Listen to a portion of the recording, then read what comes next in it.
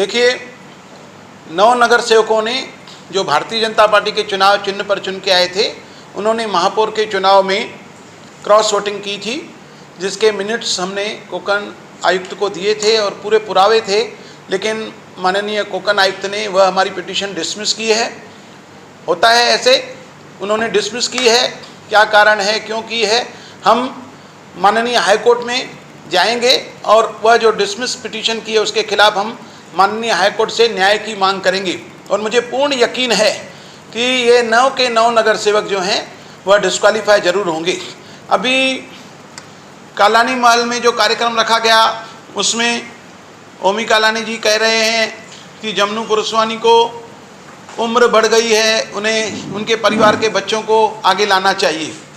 तो मैं कहूँगा ओमी कालानी जी को कि वो डायरेक्ट क्यों नहीं कहते अपने पिताजी को। शायद अपने पूजनीय पिताजी पप्पू कालानी जी को कहने से डर रहे हैं। उन्होंने ये इशारा दिया है पप्पू कालानी को कि आपको अभी राजनीति से दूर हो जाना चाहिए और बच्चों को चांस देना चाहिए। वैसे भी जब ओमी कालानी जी ने टीओके बनाया, जब पप्पू कालानी जेल गए तो उन्होंने टीओके बनाया। जब 2017 के चुनाव हुए तो उन्होंने देखा कि अभी टीओके को बना के कुछ फ़ायदा है नहीं, एक भी सीट आने वाली नहीं है। तब वो हमारे फडणवीस साहब के शरण में गए, रविंद्र चौहान जी के शरण में गए और उन्होंने भारतीय जनता पार्टी से में मिल करके सभी को भारतीय जनता पार्टी में जोड़ करके चुनाव लड़ा और उनके 8-10 नगर से चुन के आए।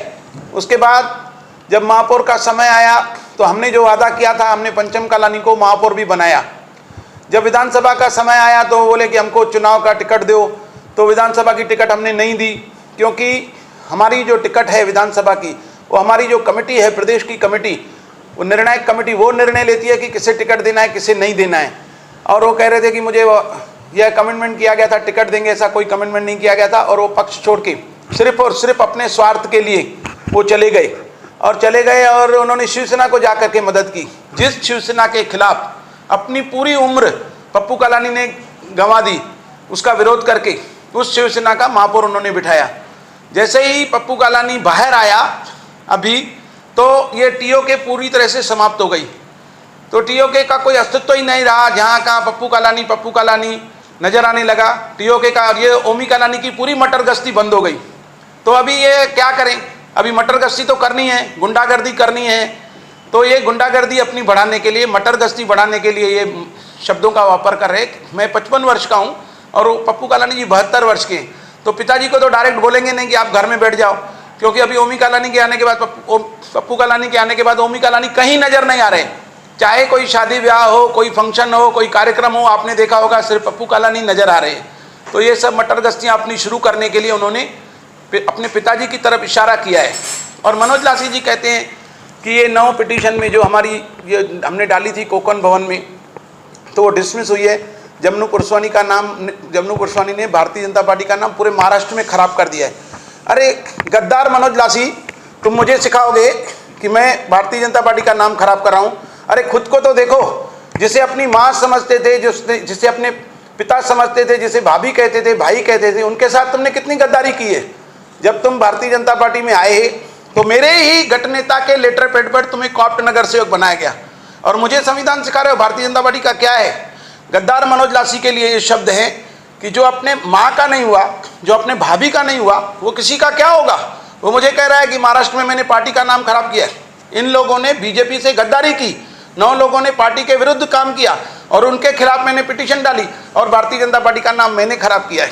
जब पंचम कालानी को महापौर बनाने के लिए हमारे भारतीय जनता पार्टी के प्रदेश की तरफ से आदेश आया, तो मैंने पंचम कालानी के लिए प्रेस कॉन्फ्रेंस की और मैंने अपनी पूरी ताकत लगाई कि उनको महापौर बनाना चाहिए।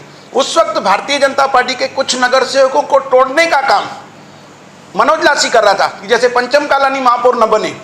ये मुझे मालूम है, उन लोगों ने मुझे बताया कितने नगर सेवकों को पैसे तक की लालच दी। और ये मनोज लासी, गद्दार मनोज लासी मुझे बोलेगा कि पार्टी का नाम मैंने खराब किया है। बाद में जब आमदार के चुनाव हुए तो जिसे माँ कहता था, मेरी माँ है, उस ज्योति कालानी के खिलाफ कितने अपशब्दों का प्रयोग इसने किया। ये गद्दार मनोज लासी मुझे कहेगा कि महाराष्ट्र में मैंने पार्टी का नाम खराब किया है। जब ये भारतीय जनता पार्टी में था, इसने गठनेता की मांग की कि मुझे गठनेता दो। मैंने हमारे वरिष्ठ रविंद्र चौहान जी से कहा कि मनोज जी को गठनेता देना चाहिए। रविंद्र चौहान ने कहा, भाई ऐसे गद्दार को कैसे दोगे तुम? जो अपने घर का नहीं हुआ, जो अपने परिवार का नहीं हुआ, जो अपने माँ का नहीं हुआ, वो बीजेपी का क्या रहेगा। ऐसा ना हो कि इसे गठनेता और दो ये भाग जाए, इसका कोई भरोसा नहीं है। आज यहाँ आए कल वहाँ आए, आगे भी कालानी परिवार में कितने दिन रहेगा इसका कोई भरोसा नहीं है। तो ऐसे लोगों को जवाब नहीं देना चाहिए। आज तक मैंने कभी किसी को पर्सनल नाम लेके अटैक नहीं किया है, लेकिन अगर मेरे ऊपर कोई इस प्रकार के पर्सनल आरोप लगाएगा तो उनको ऐसा पर्सनल जवाब मिलेगा। विप उल्लंघन के चलते जो कोंकण विभागीय आयुक्त की तरफ से जो फैसला आया है, क्या आपको लगता है कि इसमें सत्ता का पूरी तरह से दखलंदाजी है इसमें? देखिए, जब किसी की सत्ता होती है तो जरूर वो अपनी सत्ता का दबदबा बनाता है। मैं इस प्रकार कुछ भी नहीं कहूँगा, लेकिन मुझे पूर्ण यकीन है कि हाईकोर्ट में हम इस विषय को ले जाएंगे। हमारी पिटीशन तैयार हो गई है, कल सत्यप्रत मिलेगी, सोमवार को, मंगलवार को हम दाखिल करेंगे और मुझे पूर्ण यकीन है कि हाईकोर्ट से हमें न्याय मिलेगा और ये 9 के 9 नगर सेवक घर में बैठेंगे।